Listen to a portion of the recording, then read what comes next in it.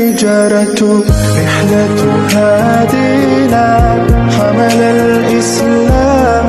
Assalamualaikum warahmatullahi wabarakatuh. Teman-teman semuanya, gimana kabarnya hari ini? Alhamdulillah sudah di hari Jumat lagi ya, Jumat Mubarak. Mudah-mudahan kita senantiasa ada dalam lindungan Allah Subhanahu wa taala, dalam ampunan Allah Subhanahu wa taala, dalam ridho dan rahmat Allah Subhanahu wa taala ya. Amin ya Allah ya rabbal alamin. Nah, teman-teman, hari ini masuk ke part 14 ya. Sebetulnya ada banyak sekali pembahasan yang ingin dibahas ya hari ini, tapi tadi tiba-tiba kepikiran tiba-tiba kepikiran mau ngebahas tentang kemarin itu aku pernah daftar seleksi petugas haji gitu ya. Jadi mau sedikit sharing aja tentang bagaimana sih cara daftar jadi petugas haji gitu kan, dan apakah berhasil. Nah, ini dia yang mau aku share sedikit tentang seleksi petugas haji. Nah, jadi di tahun 2022 2023 ya, jadi waktu itu pernah ada info-info gitu bahwa ada beberapa teman-temanku gitu kan, senior adik kelas yang memang mereka berhasil masuk seleksi petugas haji, dan ada juga yang mereka punya jalur orang-orang dalam gitu, tanda kutip jalur orang dalam artian bahwa mereka punya privilege karena punya prestasi, punya kontribusi khusus terhadap organisasi gitu ya, yang nantinya mereka punya porsi khusus untuk menjadi petugas haji seperti itu. Jadi karena orang terpercaya, sudah dilihat bagaimana track recordnya, kemungkinan besar organisasi itu melihat mereka berpeluang dan berpotensi untuk menjadi petugas haji seperti itu. Nah, akhirnya di tahun 2023 mereka pada berangkat. Nah, pas tahun 2024 kemarin tuh, di tahun 2023 akhir ada pembukaan ceritanya gitu kan. Aku lihat info-info di Kemenag karena aku selama 2 tahun ini, kurang lebih 2 tahun ya, 2 tahun atau setahun setengah mungkin, lumayan concern di Instagram ngebahas tentang umroh seperti itu ya, tentang umroh, kemudian sharing tentang bagaimana sih umroh itu, kemudian kadang sharing juga ya sekedar video-video, tapi memang bisa jadi pengetahuan juga sih untuk teman-teman yang follow atau yang nggak follow juga di Instagramku gitu. Nah, akhirnya aku coba-coba buka di Instagramnya Kemenag gitu kan, kemudian di Instagramnya Informasi Haji, dan ternyata ada pembukaan seleksi petugas haji seperti untuk tahun 2024 gitu. Akhirnya aku coba tuh, bukan iseng sih, lebih tepatnya memang serius gitu kan, serius untuk buka laman website dari Kemenag untuk seleksi petugas haji. Dan waktu itu ada aplikasi khusus gitu ya. Jadi nama aplikasinya itu nih, Pusaka. Jadi teman-teman nanti bisa install di sini, install, karena aku installnya di handphone ya, tapi kali ini aku pengen nunjukin ke teman-teman semuanya kalau di sini ada aplikasi Pusaka, dan Pusaka ini memang aplikasi yang dibuat khusus oleh Kementerian Agama untuk menyediakan informasi berbagai hal yang berkaitan tentang pengurusan tentang agama gitu kan. Ada agama-agama yang diakui oleh negara di Indonesia, dan salah satunya ya pastinya agama Islam seperti itu. Nah, di bagian tentang agama Islam ini ada informasi-informasi tentang ya haji seperti itu ya teman-teman, tentang haji, kemudian tentang beasiswa kalau anak-anak yang dapat beasiswa, kemudian juga seperti ini ya. Nanti teman-teman tampilannya disilahkan untuk cek ya. Nanti aku coba di share di video ya, seperti ini. Nanti teman-teman boleh lihat seperti ini videonya. Jadi ini namanya aplikasi Pusaka. Kemudian di sini ada keagamaan, kemudian ada pendidikan, kemudian ada internal. Nah, di agama ini ada agama Islam, Kristen, Katolik, Hindu, Buddha, Konghucu, dan sebagainya. Nah, ada beasiswa, kemudian ya dan lain-lainnya. Ada haji umroh, kemudian juga ada banyak hal ya. Di sini teman-teman bisa download di Play Store or App Store teman-teman semuanya. Nah, tapi yang mau Indah bahas kali ini bukan tentang aplikasi ini, tapi yang jelas Indah mau ngebahas tentang bagaimana waktu dulu Indah tahun 2023 akhir itu ikutan seleksi ceritanya ya, ikutan seleksi untuk petugas haji. Nah, salah satu syaratnya itu adalah ya kita pernah menjadi tour leader gitu ya. Pokoknya tergantung sih nanti posisinya teman-teman mau di posisi apa. Ada petugas bimbingan ibadah, kemudian ada ketua kloter, kemudian ada bagian konsumsi, dokumentasi, kemudian transportasi, akomodasi dan sebagainya. Nah, akhirnya hari itu Indah ikutlah ngeklik di bagian pembimbing ibadah.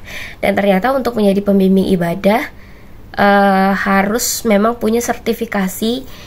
Teman-teman punya sertifikasi bimbingan ibadah haji ya gitu kan.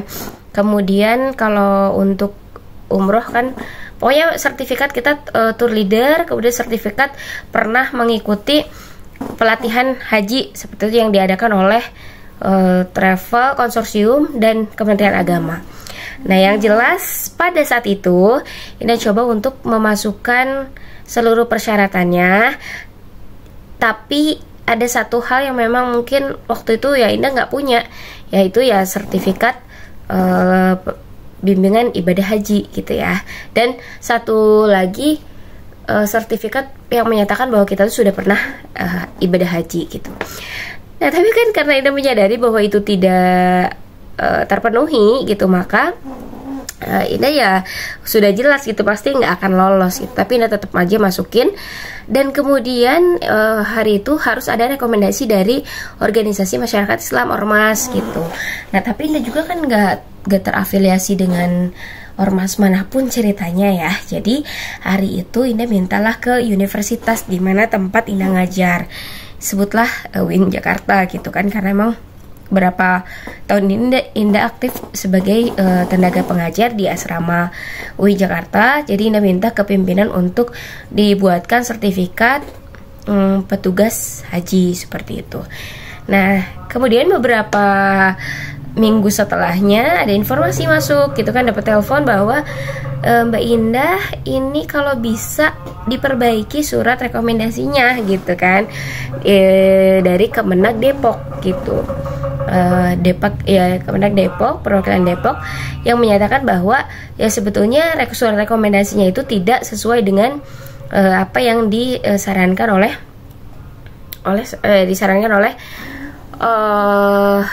diinginkan oleh Kementerian Agama. Nah, hari itu Indah tidak memasukkan surat rekomendasi dari UIN karena surat rekomendasi dari UIN itu masih di dalam pembuatan. Nah, akhirnya pas ketika Indah minta untuk ke UIN, kemudian Indah upload ulang berkasnya dan ternyata memang tetap dinyatakan tidak lulus gitu. Tapi beberapa waktu kemudian dapat WhatsApp lagi dari Kementerian Agama bahwa mohon untuk segera melengkapi persyaratan-persyaratan gitu kan. Akhirnya aku coba lagi ngisi lagi gitu kan. Dan ternyata ya qadarullah memang nggak lulus untuk di posisi pembimbing ibadah gitu. Dan qadarullah setelah ya sudahlah, kita terima saja bahwa tidak lulus gitu ya. Itu bulan Januari kalau nggak salah. Dan qadarullah juga di bulan itu ya saya hamil, ya mungkin saya ambil hikmahnya bahwa ya memang belum diizinkan untuk menjadi petugas haji karena ya Allah mau aku fokus dengan kehamilanku gitu. Tapi kemudian beberapa bulan kemudian ada pembukaan di bagian akomodasi dan transportasi. Aku coba lagi untuk daftar dan qadarullah gak lolos juga. Kemudian di bagian media center juga aku ada pembukaan lagi dari Kemenag. Aku coba upload lagi berkasnya, tapi qadarullah salah satu persyaratan untuk menjadi petugas haji itu di bagian media center harus ada kartu pers ya. Sedangkan aku nggak punya kartu pers dan aku juga nggak terafiliasi, nggak bekerja di salah satu pers yang ada di Indonesia gitu. Yang akhirnya ya udah jelas dong pasti ketolak gitu ya. Tapi hari itu aku punya sertifikat sudah pernah mengikuti pelatihan jurnalistik waktu itu, dan ya tetap juga lah nggak lolos gitu kan. Terus akhirnya aku coba-cobalah ngecek Instagramnya teman-teman gitu, ada kelas, kemudian ustadz dan sebagainya. Allah, keren banget ya, mereka udah pada lulus gitu kan ya. Sharing-sharing lah dengan mereka bahwa ya memang mereka mengikuti arahan dan sesuai melengkapi persyaratan yang sesuai dengan yang diminta oleh Kementerian Agama.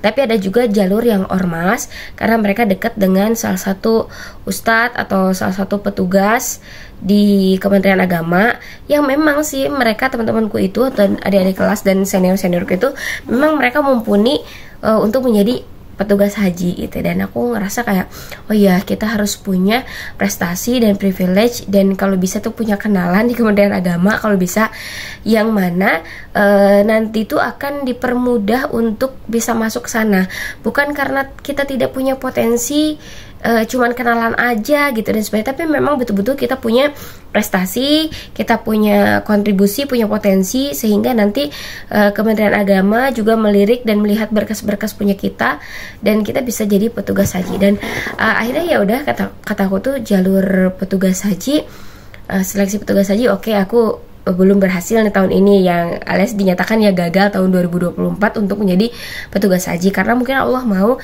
aku bisa full untuk ngebimbing menjadi petugas haji, tapi fokus pada pelayanan gitu. Tapi kalau seandainya aku lagi hamil, ya kebayangkan lagi hamil gede, kemudian ngurusin para jamaah yang begitu mungkin banyak crowded juga, apalagi lansia dan sebagainya, itu harus kita betul-betul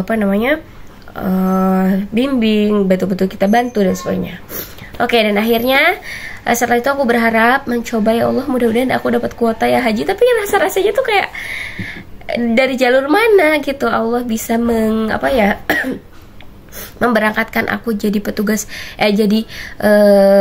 jamaah haji, padahal aku nggak pernah nabung sama sekali, misalkan gitu kan, nggak pernah daftar sama sekali, nggak ada link juga ke Kementerian Agama, nggak punya hal-hal apapun yang menjadi privilege aku untuk berangkat haji. Ya rasa-rasanya mungkin hari itu ya aku mustahil gitu untuk bisa berangkat gitu kan. Ya meskipun mau ibadah sebagaimanapun bahasanya kan, kalau kita memang nggak yakin, nggak ada pintu yang bisa aku masuki untuk bisa masuk jadi jamaah haji, ya jangan pernah berharap aku bisa lolos jadi jadi jamaah haji gitu, baik furoda, reguler dan sebagainya. Oke, dan pas ngeliat ada Wirda Mansur, kemudian Risti Tagor, kemudian ada Elvira Roy dan sebagainya, itu para influencer dan selebgram muslimah yang mereka tuh memang diberangkatkan jadi tamu khusus kerajaan Arab Saudi. Ya Masya Allah, ternyata memang ya itu lagi-lagi itu ada kenalan juga, dan didaftarkan ya menjadi salah satu di antara selebgram muslimah di Indonesia. Dan keren lah, tiap hari aku liatin postingan-postingan mereka agar bisa sambil afirmasi, mudah-mudahan sambil nabung juga di tahun 2024-2025 ini, mudah-mudahan kita bisa berangkat haji di tahun 2025 gitu ya. Entah dari mana jalannya, tapi mudah-mudahan, saya yakin ya, mudah-mudahan ini salah satu langkah yang bisa aku jalanin untuk menjadi tamu Allah, mudah-mudahan di tahun 2025 tahun depan gitu ya. Gitu aja. Jadi bukan nggak berhasil di tahun ini bukan berarti nggak akan berhasil di tahun depan. Tapi kalau seandainya kita coba melihat kegagalan di tahun ini, tahun kemarin juga, dan kita perbaiki, kita berusaha untuk meningkatkan kualitas diri kita, potensi kita, kemudian kita lebih mendekatkan diri kepada Allah, meningkatkan kualitas ibadah kita juga, mudah-mudahan siapa tahu, dan kita harus yakin bahwa tahun 2025 1446 Hijriah, mudah-mudahan kita bisa berangkat ke sana bareng suami. Oke? Terima kasih, itu aja sharing-sharingku sore hari ini, mudah-mudahan bermanfaat. Assalamualaikum warahmatullahi wabarakatuh.